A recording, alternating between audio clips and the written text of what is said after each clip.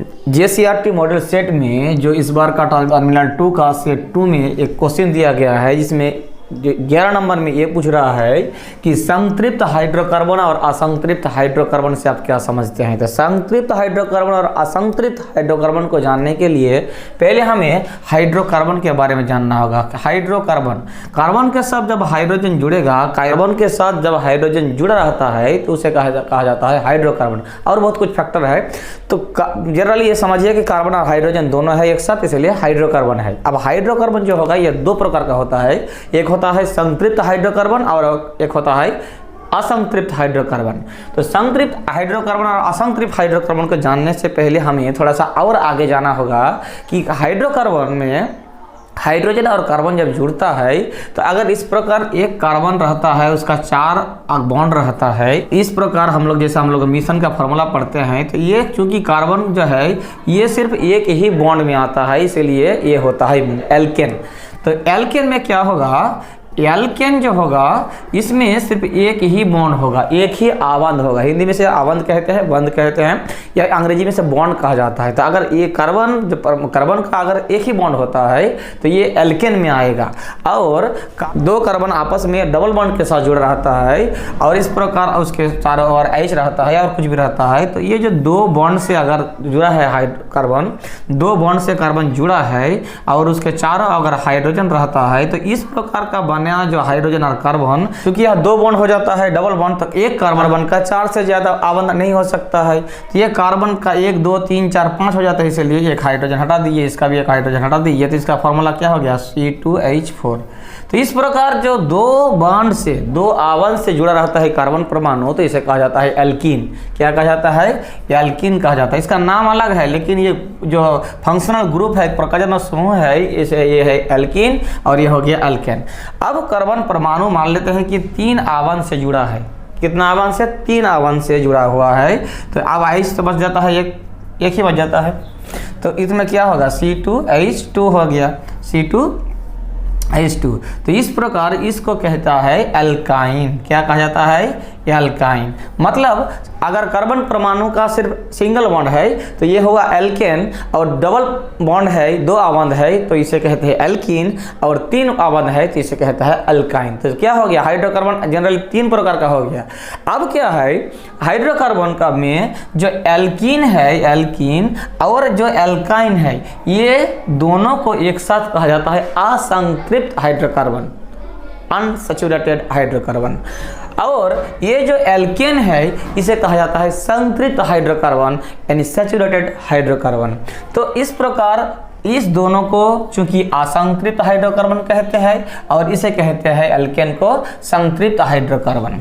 याद रखिएगा कि एल्केन में सिर्फ जनरल फॉर्मूला जो होता है, ये कार्बन जितना होगा हाइड्रोजन उससे डबल करके 2 अधिक, 2 दूना 4 और 2 ले लीजिए तो हो गया 6। कार्बन अगर 3 है तो 3 दूना 6 और 2 8।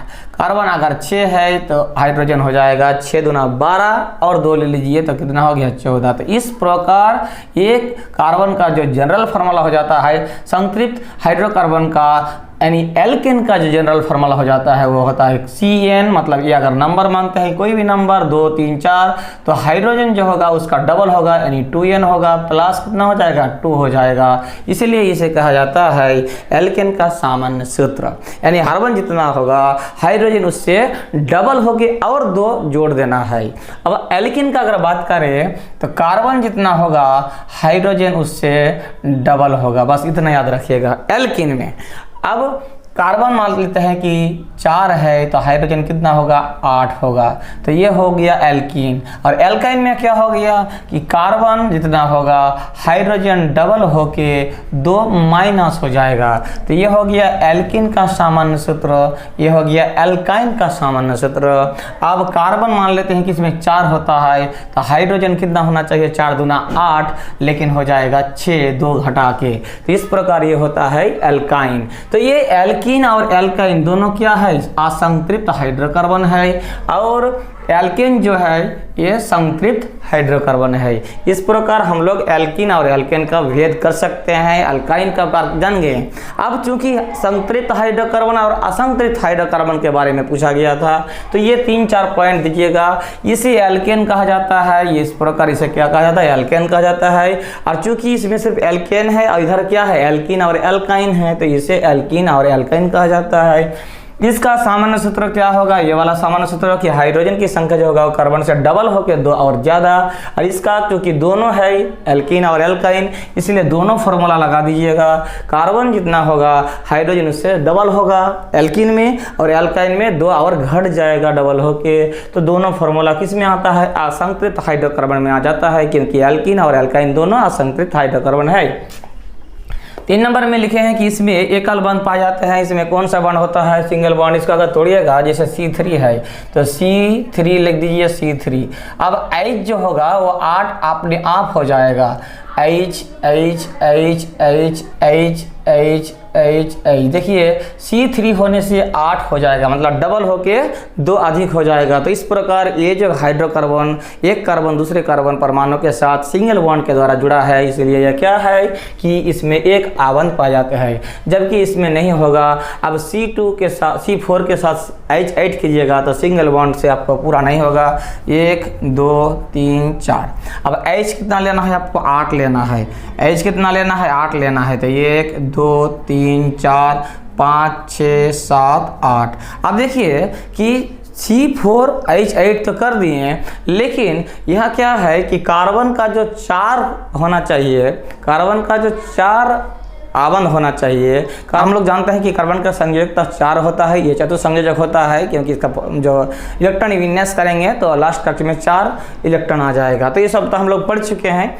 अब इसमें कार्बन को आपको 4 करना है बॉन्ड। तो इसमें देखिए इस कार्बन का 1 2 3 ही हुआ है, तो मुझे यहाँ क्या कर देना है, 4 कर देना है।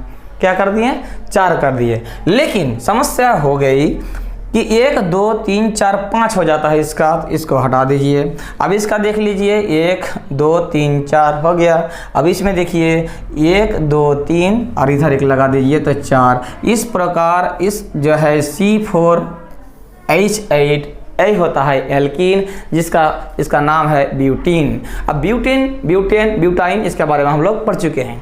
अब डबल बॉन्ड ये तो हो गया। देखिए अब इसमें क्या आ गया, डबल बॉन्ड आ गया ना। तो डबल बॉन्ड आने से क्या होगा कि हाइड्रोजन की संख्या जो है वो घट जाएगी। तो इस प्रकार इसे कहा जाता है एल्कीन। अब अगर इसको ट्रिपल बॉन्ड में दिखाना है या C4 लेना है, लेकिन H और देखिए घट जाएगा। कैसे घट जाएगा, C4H6 लेना है। H कितना लेना है, 6।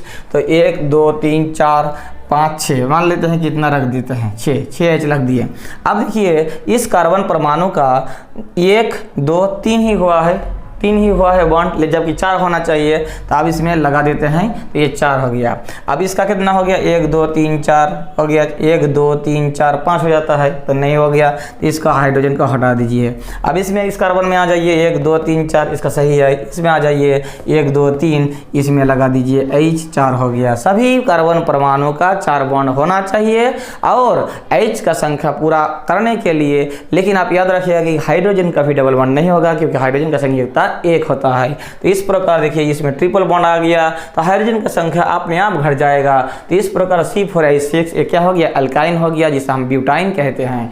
तो एल्केन और एल्काइन में हम फर्क समझ गए हैं। और एल्केन जो है ये संतृप्त हाइड्रोकार्बन है, और एल्कीन और एल्काइन जो है असंतृप्त हाइड्रोकार्बन है। तो इसमें समझ गए हैं कि इसमें दी या त्रि होगा, दी होगा या त्रि होगा बंध।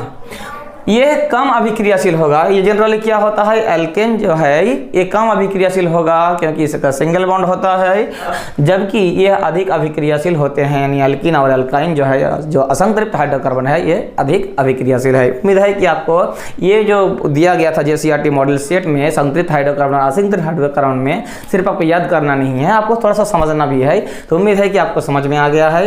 अगर समझ में आया है तो लाइक जरूर कर दीजिएगा, और कमेंट बॉक्स में आपका डाउट कुछ भी है तो कमेंट बॉक्स में आप लोग जरूर डाउट कीजिएगा। इस प्रकार लगातार वीडियो पाने के लिए चैनल के साथ जुड़ जाइएगा। इसके लिए आपको सब्सक्राइब बटन के साथ साथ बेल आइकन भी प्रेस कर लेना है। मिलते हैं अगले वीडियो में, तब तक के लिए धन्यवाद।